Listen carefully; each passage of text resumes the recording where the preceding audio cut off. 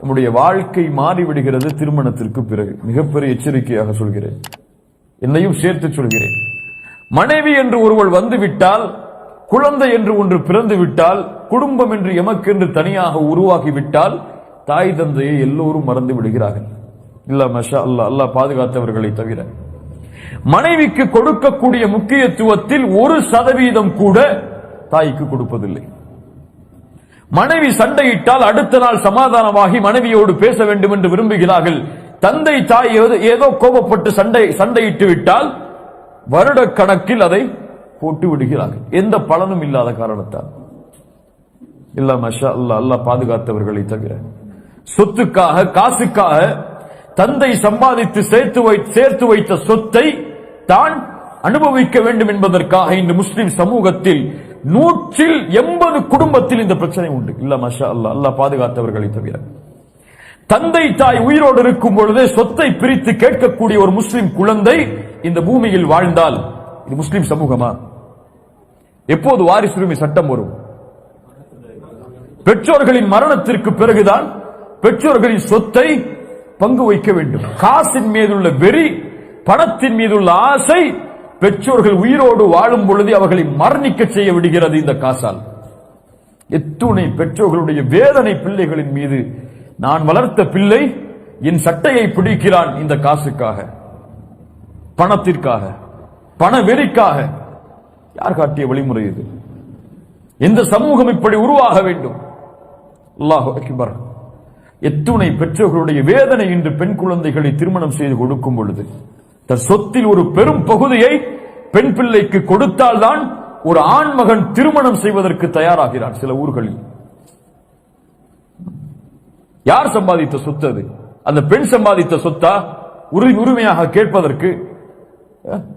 அடுத்தவரின் சொத்தில் ஒரு சூறையாட விரும்பக்கூடிய ஒரு ஆண் மகன் இந்த சமூகத்தில் வாழ்கிறான் என்றால் தௌஹீதை கூறி அல்லது சலஃப் மன்ஹஜை கூறி அல்லது அகீதாவை கூறி அல்லது கொள்கையை கூறி என்ன பலன்?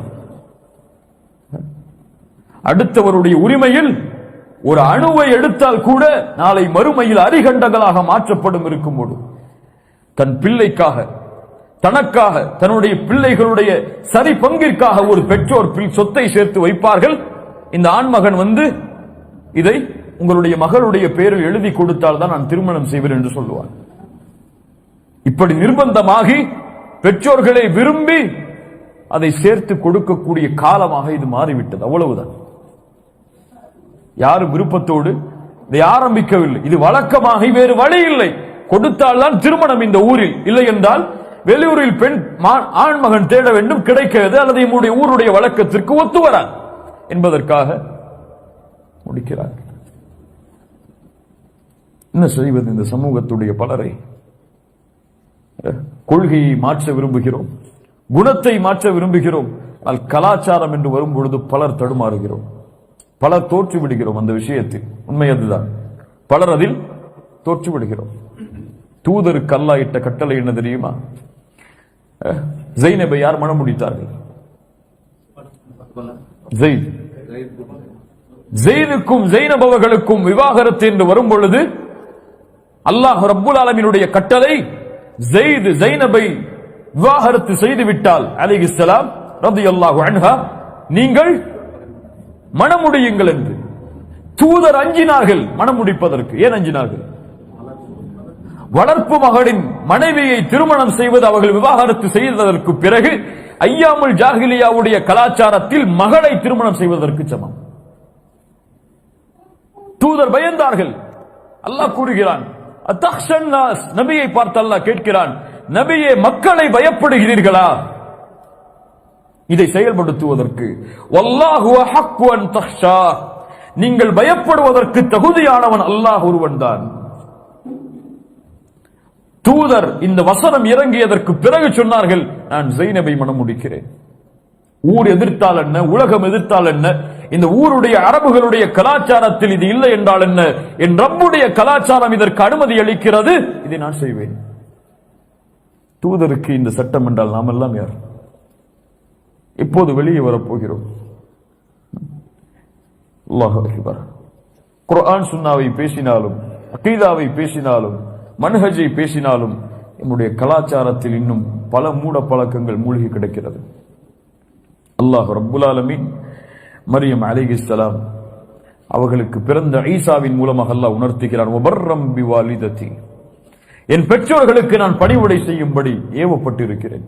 தூதர் கவலை அடைந்த ஒரு விஷயம் தன்னுடைய வாழ்வில், தூதர் அது போன்ற அழுகையை தங்களுடைய வாழ்வில் அழாத ஒரு அம்சம் எது தெரியுமா?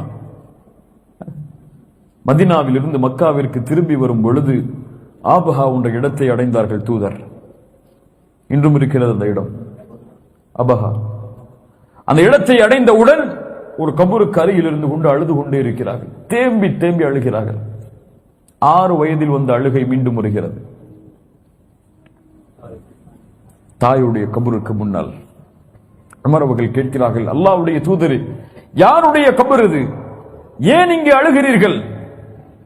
அல்லாஹ்வுடைய தூதர் சொன்னார்கள், இது என்னுடைய தாயுடைய கபர். அல்லாஹ்விடத்தில் அனுமதி கேட்டேன் என் தாயுடைய கபரை ஜியாரத் செய்வதற்கு. அல்லாஹ் எனக்கு அனுமதி அளித்தால் என் தாய்க்காக பாவ மன்னிப்பை கேட்பதற்காக அல்லாஹ்விடத்தில் அனுமதி கேட்டேன். அல்லாஹ் தடுத்து விட்டான். யாருக்கு? சுப்ஹானல்லாஹ், சுப்ஹானல்லாஹ். தூதர் தன்னுடைய தாய்க்கு பாவ மன்னிப்பிற்காக பிரார்த்தனை செய்ய முடியாது. ஆனால் நமக்கு உயிரோடு வாழும் பொழுதும் அந்த நினைவு கிடையாது. அவர்கள் இறந்ததற்கு பிறகும் அந்த நினைவு கிடையாது. இறந்தவுடன் எந்த அக்கௌண்ட்லயும் வாப்பாக சொத்து இருக்கு, எவ்வளவு சொத்து இருக்கு, அது யாருக்கு எது பங்கு, எதை நான் எடுத்துட்டு எதை மற்றவங்களுக்கு கொடுக்கலாம். அல்லாஹ் பாதுகாப்பானாக. அல்லாஹ் நம்முடைய சமூகத்தை சீர்படுத்துவானாக. அல்லாஹ்வுடைய தூதர் ஸல்லல்லாஹு அலைஹி வஸல்லம் சொன்னார்கள், நாளை மறுமை ஒருவருடைய அந்தஸ்தை உயர்த்தி கொண்டே இருப்பான் அல்லாஹ். அவன் கேட்பான், யா அல்லாஹ், நான் என்ன அமல் செய்தேன், என்ன அமல் செய்தேன், இதுவெல்லாம் நான் செய்யாத அமல்களாயிற்று, எனக்கு எப்படி இந்த அந்தஸ்துகள் உயர்கிறது? அல்லாஹ் கூறுவான், உன் மகன் உனக்காக செய்த பிரார்த்தனை, உங்களுடைய பிரார்த்தனை உங்களுடைய பெற்றோர்களுடைய அந்தஸ்தை சொர்க்கத்திலே உயர்த்தும். நீங்கள் உங்களுடைய பெற்றோர்களுக்காக பிரார்த்தனை செய்தால்தான், நீங்கள் உங்களுடைய பெற்றோர்களுக்கு பணிவிடை செய்தால்தான் உங்களுக்கு வளரக்கூடிய குழந்தையும் உங்களுக்கு பணிவிடை செய்யும்.